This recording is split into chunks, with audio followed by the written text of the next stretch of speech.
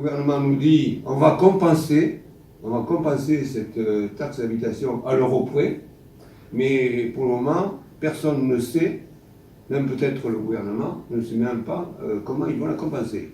C'est une décision qui a été prise sans qu'on soit consulté, nous les maires, et c'est important de le souligner. Aujourd'hui, les gens avaient un lien avec leur commune.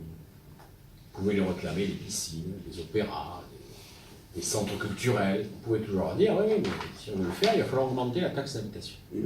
Et ils avaient un vrai lien avec les dépenses que l'on pouvait faire. Et on faisait des choix ensemble. On décidait de l'augmenter parce qu'il y avait un besoin, ou on décidait de ne pas l'augmenter. Et il y avait ce vrai lien. Demain, ils vous réclameront quelque chose, vous pourrez leur dire tout ce que vous voulez. Hein. Oui. Ils n'auront plus aucun lien avec la dépense publique et avec le financement de cette dépense publique. Donc ça, à mon avis, c'est quand même assez grave. Oui. Deuxièmement, bon, on n'y voit pas clair. On nous compense la taxe d'habitation d'N-1, ça on y voit à peu près clair. Mais on ne sait pas si on va nous compenser la taxe d'habitation de l'année N. Parce qu'il est arrivé des habitants. Il y a de nouvelles personnes qui paient cette taxe d'habitation. Il y a des exonérations en plus, il y a des exonérations en moins, et là c'est le flou le plus complet. Quand on nous dit on vous compense, oui, par rapport aux chiffres de l'année N-1. Mais l'année N, on ne sait pas. Et alors l'année N+1, encore moins, parce qu'aujourd'hui on est qu'à 30%. Quand on va être à 65, comment ça va se passer, sachant que le gouvernement l'a dit lui-même, hein. Pour l'instant, c'est pas financé. La taxe d'habitation, même si elle était relativement limitée, était un élément de lien et de responsabilité avec tous nos concitoyens. Et troisièmement, évidemment, moi je ne suis maire que depuis 1972, et depuis 1986, tout ce qui a été des compensations ont pratiquement disparu petit à petit.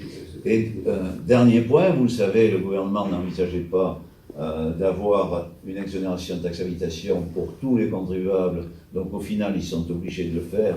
Ça va faire 23 milliards de coûts, et automatiquement il y a 99,9% de chances qu'au final ils disent aux communes, attendez, ça fait beaucoup, on vous en donne pas autant que ce qui est prévu.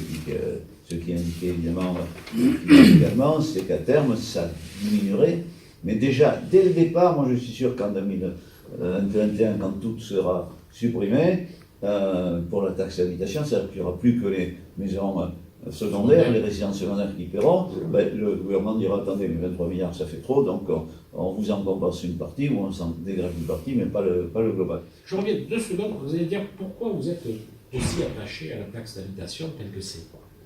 Moi je vous donne l'exemple, dans ma commune, c'est 40% des recettes de fonctionnement.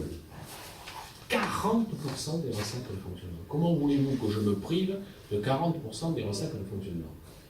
C'est absolument, totalement irréaliste, impossible. Ça se traduirait immanquablement par une diminution du service public, des diminutions d'emplois hein, qui vont avec. C'est quand même pas le sens de l'histoire. Le président de la République, par avoir plus grande autorité, affirme au congrès des maires de l'an passé: la DGF ne diminuera pas. 195 communes en Gironde, je vais en parler de connaissance de cause, la mienne, ont vu leur DGF diminuer.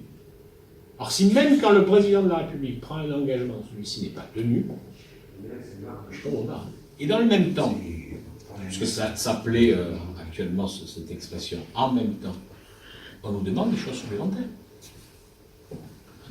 Aujourd'hui, il y a un certain nombre de communes qui ont récupéré les cartes d'identité, les passeports, les autorisations d'urbanisme ne sont plus traitées par les DD, enfin, les DTM depuis bien longtemps. On nous demande aujourd'hui d'être présent chaque fois qu'il y a des manifestations pour assurer la sécurité parce qu'il y a des règles qui sont fixées en préfecture. On nous demande aujourd'hui de se livrer par exemple au contrôle des enfants qui font l'école à domicile. C'est devenu une obligation que nous avons à faire. Est-ce qu'on est pédagogue? Est-ce qu'on est... Chaque jour qui passe fait qu'on nous demande des compétences supplémentaires sans en assurer le financement. Aujourd'hui, moi je touche 359 000 € de DGF. Si elle n'avait pas baissé, j'en toucherais 800 000. Vous voyez qu'on a quand même fait un effort, quoi. Je veux dire que l'effort a été fait. On n'est pas contre faire des efforts. On n'est pas contre accompagner les politiques du gouvernement, etc., comme on l'a toujours fait. Les maires sont au service de la République. Hein. Une fois qu'ils sont élus, c'est le maire de la République.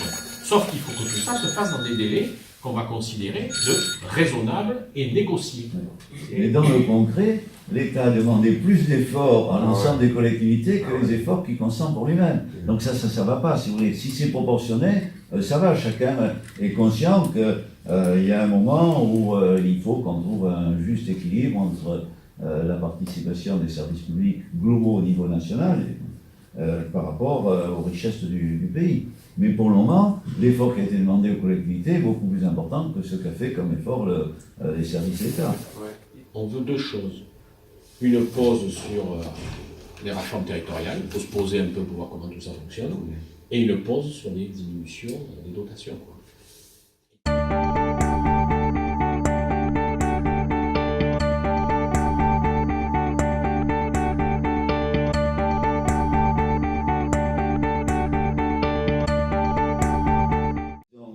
Dans la période, le gouvernement n'a pas voulu reconnaître la richesse pour notre pays qui représente 36 000 communes, quelle que soit leur dimension. Un dévouement. Parce que c'est service de proximité, dévouement, lien social. Après, une fois qu'on a dit ça, supprimer les communes, c'est la connerie. Quand Gérard César vous disait tout à l'heure qu'il fallait aussi penser aux conseillers municipaux, aux adjoints, c'est que ça fonctionne 7 jours sur 7, 365 jours par an, 24 heures sur 24. Souvent dans la plupart des petites communes, comme le dit Pierre, si demain les préfectures doivent mettre des services administratifs pour faire ça, vous allez voir le prix que ça va coûter. Voilà, là un chat est écrasé, une branche d'arbre est tombée, une lumière qui ne marche pas. Un nid de frelons asiatiques. Voilà, et la plupart des administrés, même dans des communes importantes, ils ont votre portable. Et puis aujourd'hui, ils vous appellent pour vous le dire. Je reviens.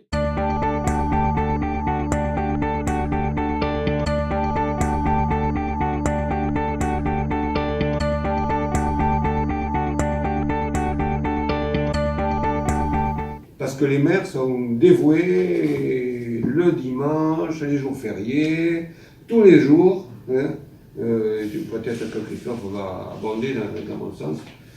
Alors nous avons décidé, avec l'AMF en particulier, de lancer ce slogan pour sensibiliser tous les administrés. Sur ma commune, j'y tiens. Ça c'est important de le souligner.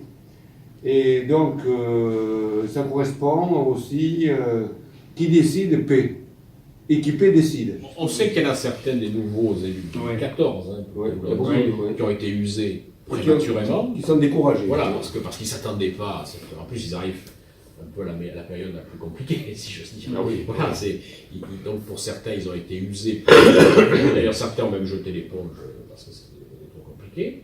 Tous les maires sont responsables, à partir du moment où ils sont engagés, ils iront, Voilà, ils jusqu'au feront terme. leur job jusqu'au bout de leur mandat. Jusqu'au Bon, après, moi, ce que j'ai vu comme différence par rapport au moment où j'ai commencé à être maire, c'est qu'à l'époque, les services de l'État et le préfet étaient à disposition et accompagnaient les communes. Aujourd'hui, ce sont des services de contrôle tatillons. Et lorsque le président de la République est venu au dernier congrès, c'est-à-dire au 100e congrès, il avait dit qu'il prélèverait 10 milliards sur les collectivités. Et en réalité, aujourd'hui, c'est 13 milliards qu'il prélève. 13 milliards. Et c'est pas rien. 3 milliards de plus. Donc c'est facile de prélever sans arrêt sur les collectivités. La baisse de dotation, Christophe en a parlé, et aussi donc Pierre du coup.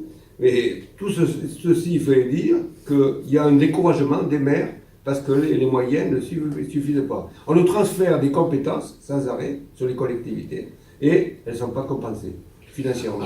Moi, je dirais plutôt révolte que découragement. Oui. Parce qu'on est engagés tous, on est attachés Les gens qui étaient à nos passer à communes. Oui, non, mais nous, pour certains d'entre nous, on est nés dans nos communes, donc on ne va pas se décourager par rapport à ce qu'on fait. Mais c'est révoltant d'entendre ce qui est fait au point de vue image globale, qui n'est pas du tout la réalité. Parce que